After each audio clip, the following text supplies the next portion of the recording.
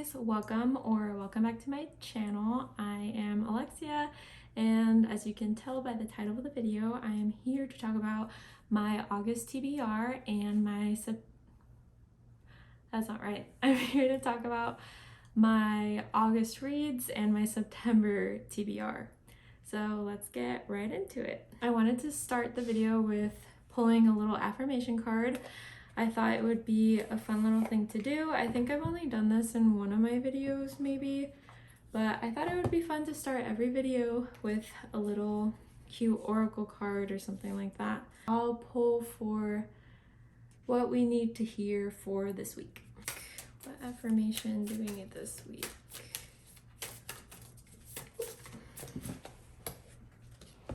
The affirmation for the week is beauty. That's what this looks like. I'm trying to make sure it's in the camera. I'm beautiful even when I don't think it. I'm beautiful even when I don't see it. I'm beautiful no matter how many people don't say it. I'm beautiful and I don't even care if you know it. I'm beautiful, which is why I don't have to try so hard all the time to show it. So that's super cute. This week, just remember how beautiful you are inside and out. Let's get into my August reads. So I am actually pretty happy with my reading month. I usually only read like 2 books, 3 if I'm really lucky.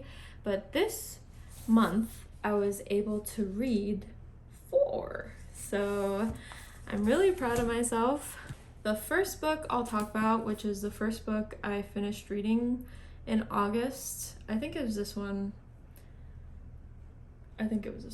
was All the Light We Cannot See. I did start this in July and it took me a very long time to finish it. This is a very well-known novel, so I'm sure a lot of you have heard about it. I was excited to finally get to this because it was on my TBR pile for a very long time. This follows Marie-Laure, who lives in Paris with her father, and it's their experience with Nazis beginning to occupy France.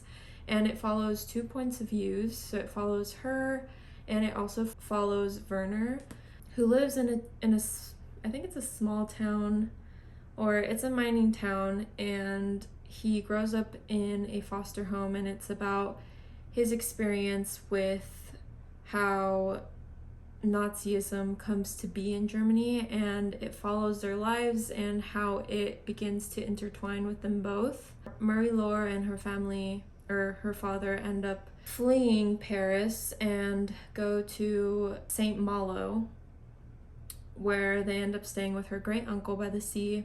And Werner he's a very intelligent individual who ends up being recruited in basically the German army. I won't say too much more about it. I rated this 3.5 stars, and it is very well written. I just thought it was a little bit more slow paced than I would have liked it. It definitely felt more of you are experiencing the life as it's going more than plot per se. And I don't want to say that because it is historical fiction and it's literally about such a terrible event. It was just interesting because I don't think I've ever really read anything that didn't focus on the Holocaust itself. So it was interesting reading a different perspective of how people were affected who had to flee their hometowns because Nazis were taking over their countries. And it was also interesting because you got to see how gradual the occupation was. I always consider it as this big thing where it was like you're under control now and you take it by force. But it's interesting reading how gradual each step of the occupation was and how people didn't even realize they were completely occupied and ruled by Nazis until they were.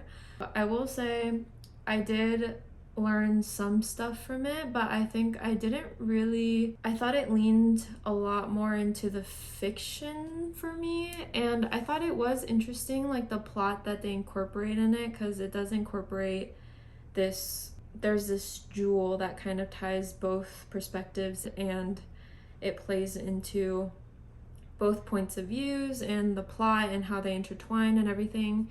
But I don't know, when I read historical fiction, I just like to learn more about the timepiece that I'm reading about, and I feel like I did learn some stuff. I just didn't learn as much as I thought I was going to. And yeah, the pace just felt very slow to me. It just felt like I was going through it day by day, and it was just kind of dreary, obviously, but I don't know if it progressed as much as I wanted it to. I feel hesitant just saying that because obviously it's a written piece about what it was like to live during that time. But I guess what I read just didn't feel like it progressed much in my education of that time. And I didn't feel very attached to the characters. I did care for them because it is very well written, like I said before. However, by the end, I was just like, what the hell? To be honest, the reason why I rated this 3.5 too was the ending was very unexpected, and I don't know if I agree with it. I did read some discussion around it, and now when you kind of read more into the ending, I like it more because there's symbolism to it. However, it was just kind of depressing.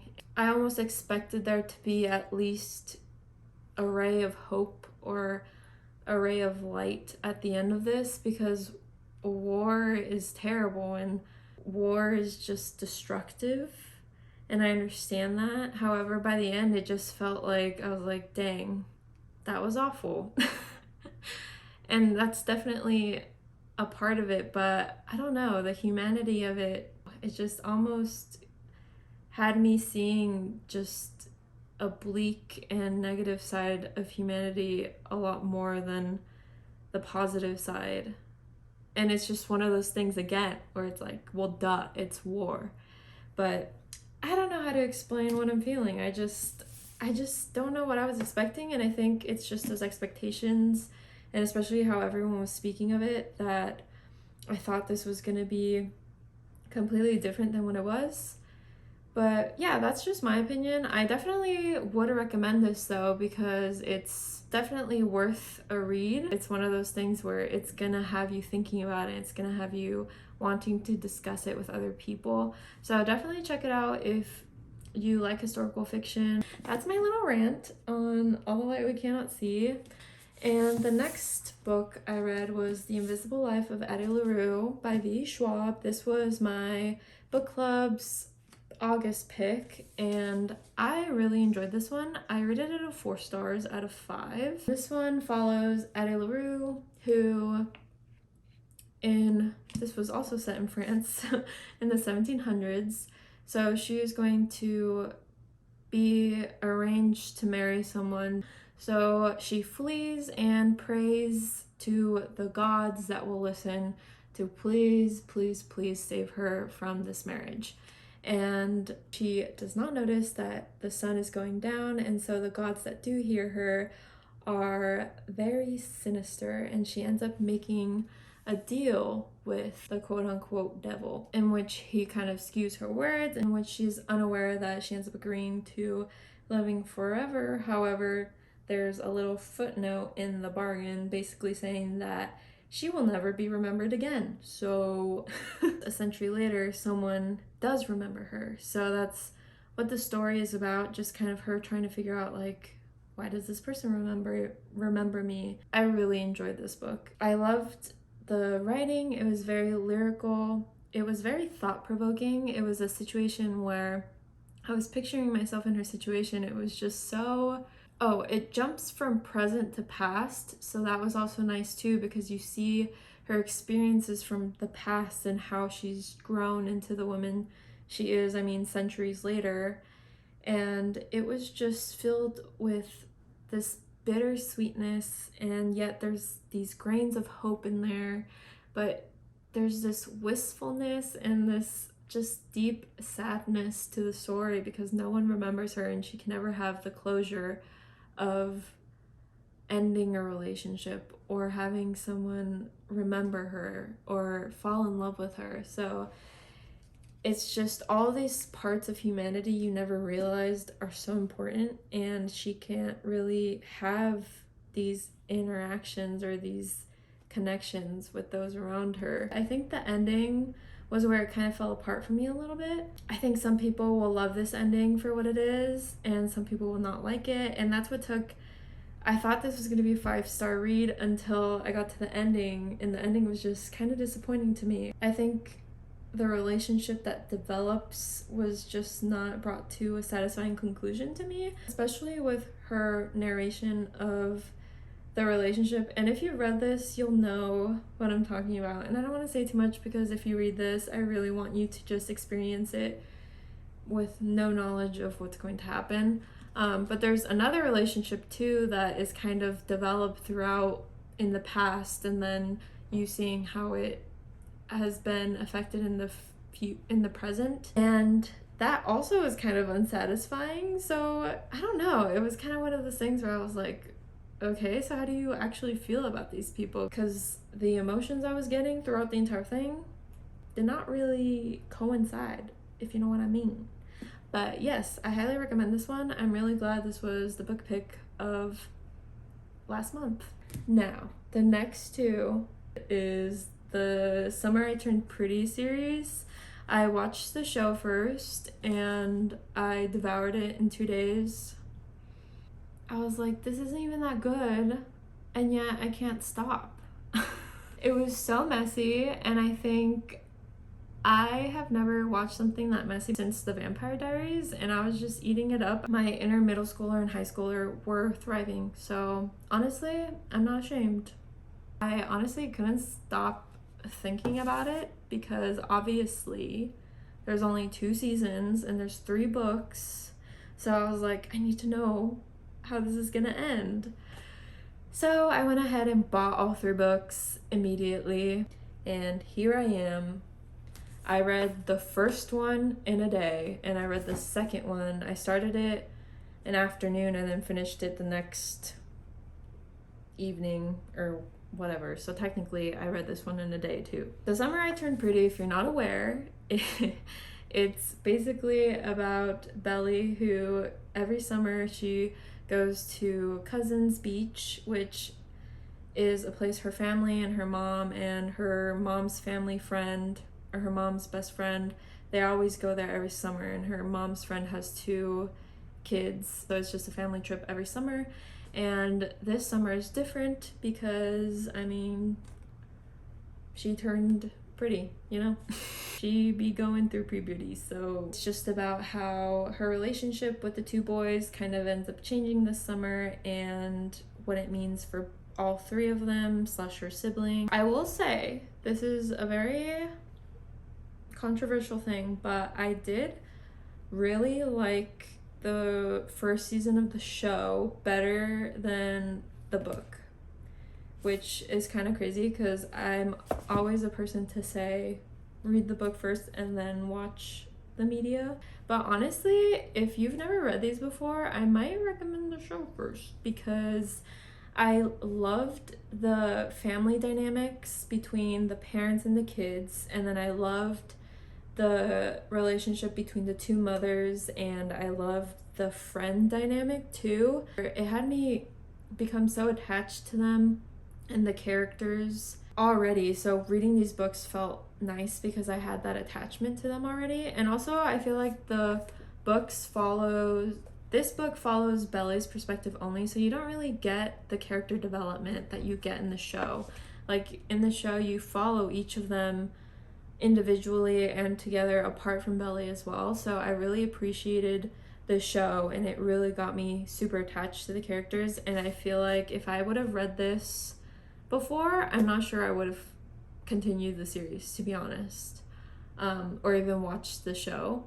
So very bold of me to say, I know, but that's just my opinion. But this one I rated a 3 stars. I thought it was fine. It's very easy to read. Obviously, I finished it in a day, and the print is pretty large. It's only 200 and something pages. So these are definitely nice, fluffy summer reads if you want to get these in before it turns into fall. I did enjoy it. I just feel like it was weird because it was like I was reading it and it was following and I was following it, and then suddenly there was only like 70 pages left, and suddenly every big plot point happened, and I was like, huh? And then also I felt like in this book something that gets revealed towards the end just was very random to me, and it felt random, and I was like, dang, I watched the show and this just felt out of nowhere. So that's what I'll say. That's why I rated this one 3 stars. And then I read the second one in the installment, which It's Not Summer Without You. This takes place after this book, obviously. I won't say too much about this one. This is basically just Belly dealing with the repercussions of what happened in the first one. It's also just having to heal and deal with an event that happens in the first book as well. And this one I rated 4 stars. I really enjoyed this one so much more than the first one. This one I thought was progressed very nicely. I thought we saw her relationship with more people a lot more, and how it develops and how it's grown. I just really liked seeing Jeremiah's perspective too, because I felt like his perspective in the show felt random to me, and I was like, why are they, I don't need Jeremiah's thoughts right now about a situation that's happening. Overall, I have been enjoying the series, and I recommend it if you just want a cute little fluffy read. I feel for Belly. I know people hate her, so many people are like Antibelly, but you know what? Whatever. Life is complicated. I don't agree with her decisions, obviously, but I'm Team Jeremiah. Let me know which team you are, if you're Team Bonrad or Team Jellyfish, or if you're Team Antibelly. I'd love to talk about it. On to my September TBR. So obviously, I want to read We'll Always Have Summer to finally finish the trilogy. I've been putting it off. I technically could have finished this in August, but I have so much anxiety about who she's gonna end up with, so we'll see. I really want to read this though before September is over, just because in October it's gonna be like fall time, obviously, so I don't want to leave this for then. I'm gonna be in the mood for fantasies and all that stuff. I started Queen of Air and Darkness. Also, I love how my TBR pile just went out the window. The only thing I actually read from my last video or started reading was this one, but you know what? It's okay. TBRs sometimes are just suggestions, you feel? This is the 3rd book of the Dark Artifices series. I'm liking it so far. I kind of wish I would have read this soon after the second one, because there's times where they say things and I'm like, I don't really remember what happened, but it's fine. The last final book on my September TBR, which I will need to read, is for my book club, which you can find on Fable. It's called Bottomless Reads. I'll include a link down below as always, but we are reading As Long as the Lemon Trees Grow by Zulfa Katu? I'm not sure. I probably am not saying that right. However, I'm excited for this. It has a 4.52 rating on Goodreads. I haven't really heard much about this book. If you read it, let me know. But this one is about Salama Kassab, who was a pharmacy student when the cries for freedom broke out in Syria. She still had her parents and her big brother. She still had her home. She had a normal teenager's life. Now Salama volunteers at a hospital in Homs, H-O-M-S, helping the wounded who flood through the doors daily. Secretly, though, she is desperate to find a way out of her beloved country before her sister-in-law, Layla, gives birth. So desperate that she has manifested a physical embodiment of her fear in the form of her imagined companion, Quaff, who haunts her every move in an effort to keep her safe. But even with Quaff pressing her to leave, Salama is torn between her loyalty to her country and her conviction to survive. Salama must contend with bullets and bombs, military assaults, and her shifting sense of morality before she might finally breathe free. And when she crosses paths with the boy she was supposed to meet one fateful day, she starts to doubt her resolve in leaving home at all. Soon, Salama must learn to see the events around her for what they truly are, not a war, but a revolution, and decide how she too will cry for serious freedom. Yeah, that's my entire September TBR. I hope you guys enjoyed watching this. Let me know if you've read any of the books I talked about, or like I said, just let me know which team you are for The Summer I Turned Pretty. I would love to talk about it because this show and series is driving me crazy. Have a good rest of your week, and as the affirmation card said, don't forget to own that beauty of yours and let it radiate this week. I hope to see you guys again very soon.